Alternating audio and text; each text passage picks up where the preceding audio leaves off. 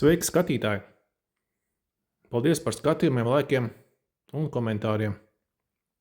Komentāros rakstījāt par automašīnām Itālijā, ka būtu interesanti jums paskatīties, kādas ir mašīnas Itālijā, rūsē vai nerūsē.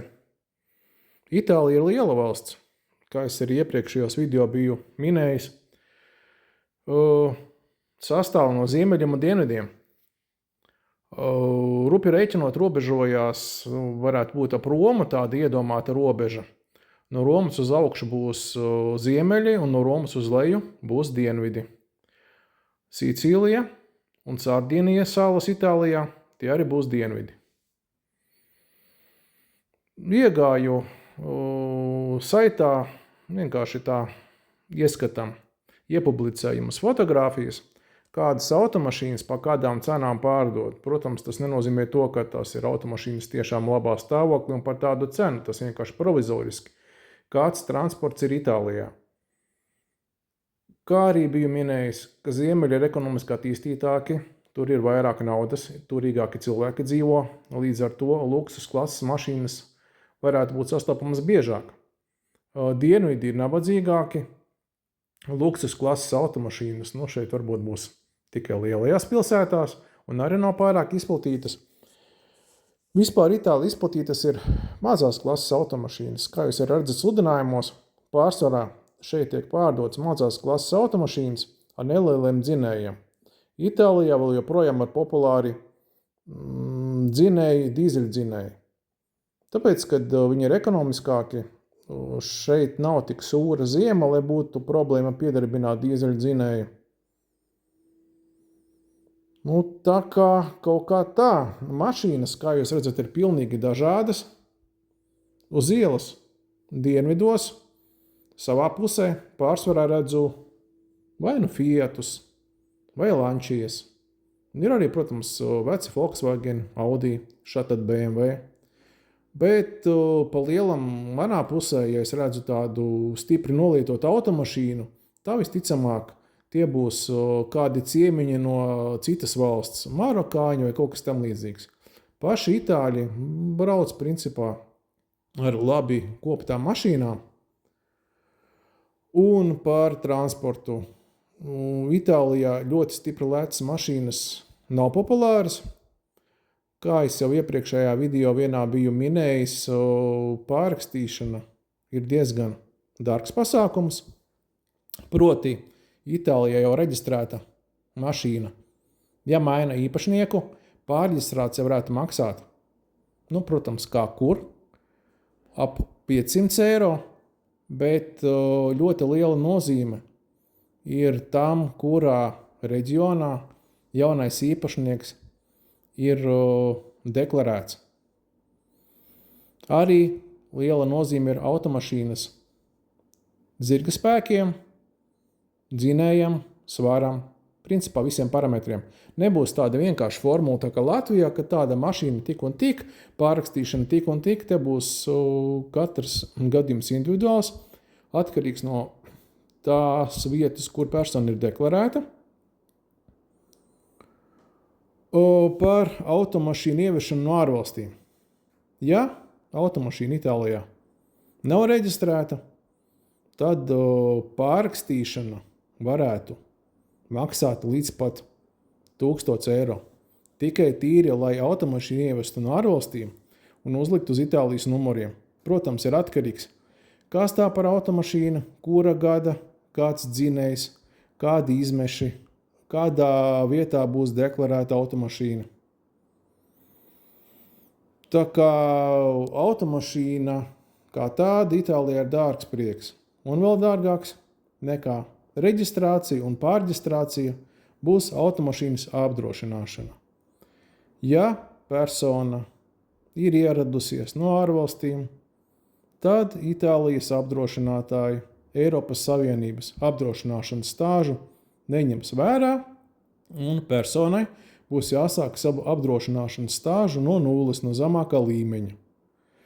Un ar zemāko līmeni, teiksim, kaut kāda vidējās klases automašīna teiksim, tur 1,6 benzīns, 1,2 benzīns, kaut kāds neliels tur Fiat Panda vai tur kaut kāds 5. 6. Golfs, apdrošināšana gadā varētu būt līdz pat 2000 eiro. Atkarīgs no tā, vai tā būs lielāka pilsēta, mazāka pilsēta, jo katrā reģionā ir sava nelaimes gadījumu statistika un apdrošināšanas gadījumu statistika. Un tas ir tas faktors, kas ietekmē šīs te polises dārdzību. Ir arī, protams, daudz apdrošināšanas kompānijas, un konkurence ir ļoti liela, bet apdrošināšanas izmaksas būs krietni augstākas nekā Latvijā.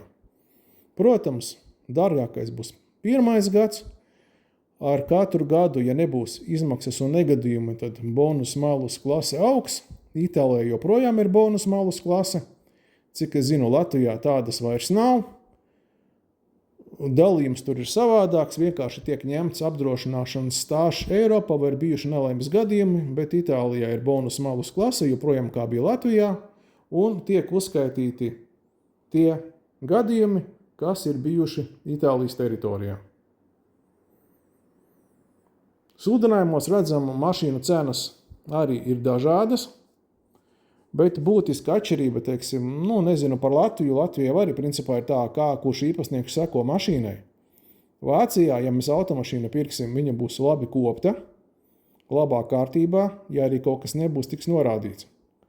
Itālijā cilvēki brauc ar mašīnu tik ilgi, kamēr viņa brauc. Un remontē tikai tad, ja tiešām kaut kas nolūsta ritenis vai vēl kaut kas. Profilaktiskos remontus Itālijā nepiekopja, protams, atkarīgs no katra iepriekšējā īpašnieka, cik viņš jau liels pedants, vai viņš ir ieinteresēts, vai viņam rūp mašīna, vai vienkārši viņš kā brauc, un kā nebrauc, tad pārdod un pērk citu. Bet pērkot automašīnu lietot Itālijā, būtu jāpievērš lielu uzmanību tās tehniskajam stāvoklim. Jo cilvēki šeit nav tik rūpīgi kā Vācijā, un automašīnām ļoti stipri līdzi nesako. Kā arī par tehniskajām apskatēm. Itālijā tehniskā apskate tiek dota uz 2 gadiem, gan automašīnai, gan motociklam. Latvijā tehniskā apskate automašīnām ir uz gadu, izņēmums, ja ir jauns transporta līdzeklis, tad uz 2. Un motociklam uz 2 gadiem. Itālijā gan mašīnām, gan motocikliem ir apskate uz 2 gadiem, izņēmums ir jauns transporta līdzeklis, tad tehniska apskate tiek iedot uz 4 gadiem pie pirmās reģistrācijas. Un pēc 4 gadiem, protams, ka būs atkal jāiet tehniska apskate reiz 2 gados. Ceļa nodoklis jāmaksā katru gadu, viņš tur plus mīnus varētu būt kaut kas līdzīgs tā kā Latvijā. Bet apdrošināšana ir ļoti dārga. Kā arī par pārvietošanos Itālijā. Itālijā ir maksas ceļi. Ziemeļos, man liekas, pārsvarā maksas ceļi, dienvidos maksas ceļi ir mazāk. Līdz ar to, maksājot ceļa nodokli, varētu būt atšķirība. Vai automašīna reģistrēta ziemeļos vai dienvidos. Katrā reģionā varētu ceļa nodoklis atšķirties. Šajā sfērā neesmu speciālists un eksperts. Ja kāds zina, rakstiet komentāros. Dalīsimies ar zināšanām un pieredzi.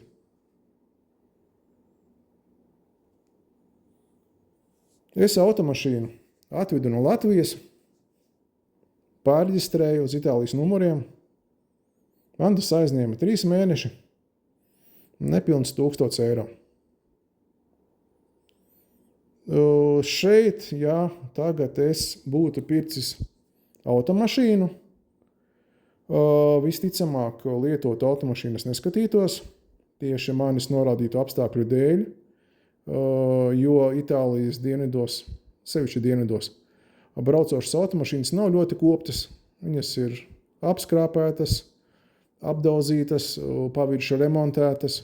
Es noteikti būtu apsvēris domu iegādāties jaunu automašīnu salonā, līzingā.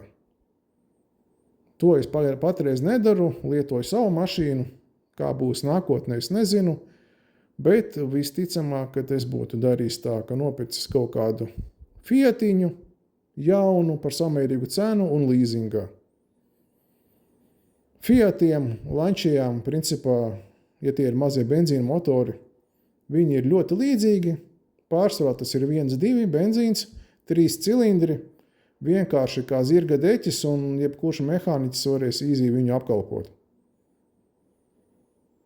Es dzīvoju mazā ciematā, te servisu nav daudz.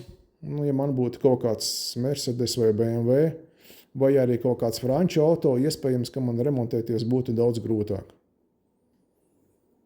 Vienkārši Fiatiņu, jebkurš servisa čalis zina, kā savus 5 pirkstus un varēs viņu sakārtot ar aizvērtām acīm. Bet, protams, katrs izvēlās to, kas viņam vairāk patīk, ko viņš vēlās, un kas ir piemērots viņa gaumai un naudas makam.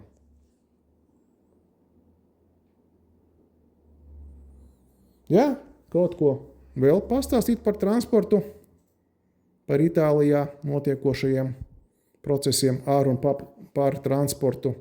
Uzrakstiet komentāros, sagatavošu sižetu, pastāstīšu, cik nu būs manā iespēju robežā šādu informāciju uzzināt. Redzam arī, ka Itālijā ir arī elektroauto populāri. Šis konkrēti ir elektroauto, maksā 11 500 eiro. Noteikti akumulātors viņam nav liels, bet elektroauto šeit arī ir sastopami.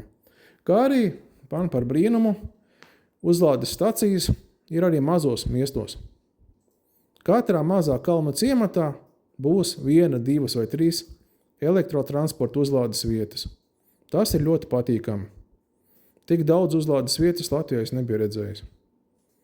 Varbūt, ka tas saistīts ar kaut kādiem Eiropas Savienības fonda nosacījumiem, nezinu, nemāku pateikt, bet elektroauto uzlādes vietas ir ļoti bieži sastopamas. Nebūs tās speciālās Teslas uzlādes vietas, tās būs parastās elektroauto uzlādes vietas, kuras izvieto vietējais elektrības tirgotājs. Katrā ziņā uz šīm uzlādes vietām bieži vien ir elektrotirgotāja logotips.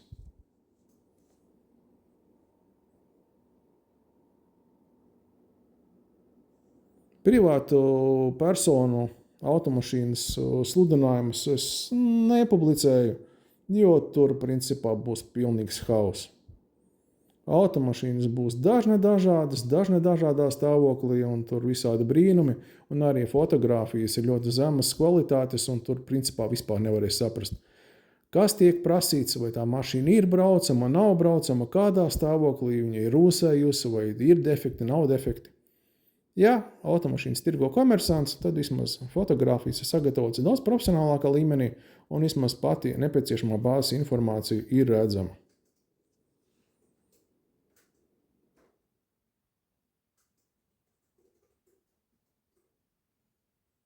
Par motociklu lietošanu Itālijā, konkrēti dienvidos, laika apstākļi ļauj gan motociklu, gan motoroleru lietot visu gadu, tā kā tas ir pilnvērtīgs transporta līdzeklis.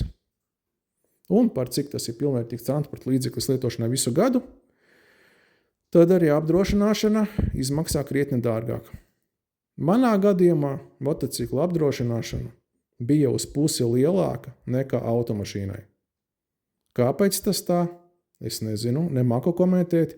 Ja kādam ir informācija, uzrakstiet lūdzu komentāros, dalīsimies ar pieredzi un zināšanām.